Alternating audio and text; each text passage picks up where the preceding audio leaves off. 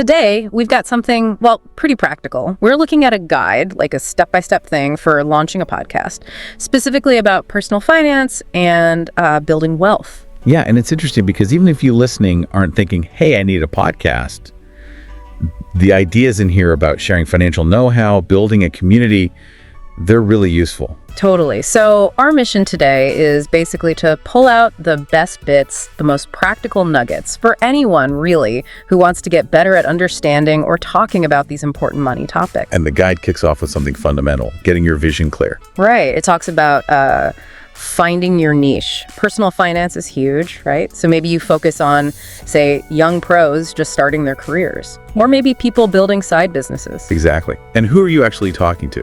What do they already know or think they know? The guide really hammers this home, that focus helps you find your people, the ones who really listen.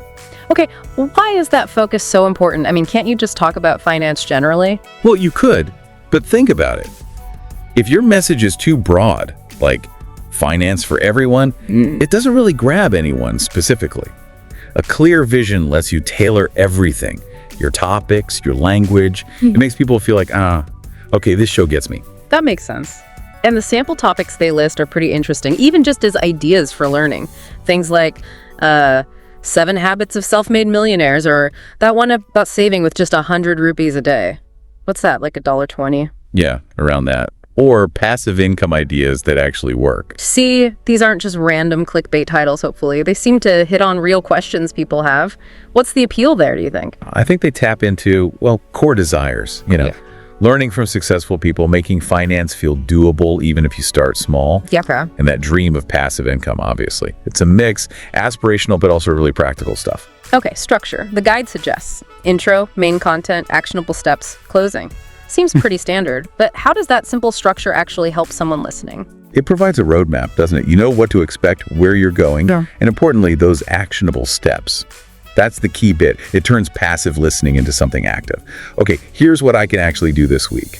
Super important for learners. Yeah, gotta have takeaways. Now, here's where it gets interesting for a lot of people, making money from it.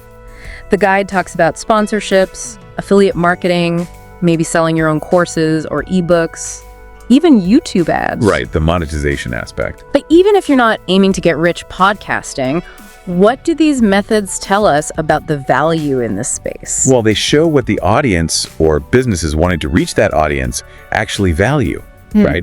Sponsorships mean brands want those listeners. Affiliate links point to useful tools or resources people might buy. And selling your own stuff suggests there's demand for deeper knowledge, for real expertise. It maps out the value points. And getting the word out. The guide mentions social media clips, newsletters, a blog, maybe teaming up with others. Standard promotion tactics. Yeah. But the underlying message is... Be where your audience is. Exactly. Meet them on the platforms they already use. Offer value in different ways, short clips, longer articles, whatever. And collaborations, well, that's just smart leveraging of other people's audiences to grow yours. Community building, really. Then lastly, it touches on tools. Free software like Audacity, GarageBand, mics that don't break the bank like the Samsung Q2U or Blue Yeti. Kind of demystifies the tech side, makes it feel less daunting. Absolutely. It lowers the barrier to entry. You don't need a Hollywood studio. The focus can be, and probably should be, on the quality of what you're actually saying, your insights. So, wrapping it up. Whether you're dreaming of podcast stardom or just want to get smarter about finance and maybe share what you learn, this guide highlights some key things. A clear focus, engaging content that solves problems, structuring it well, understanding where the real value lies, and knowing the tools are actually pretty accessible. Which kind of brings us to a final thought for you, the listener. Think about how these principles focus communication, creating real value, strategic outreach apply to your own financial journey.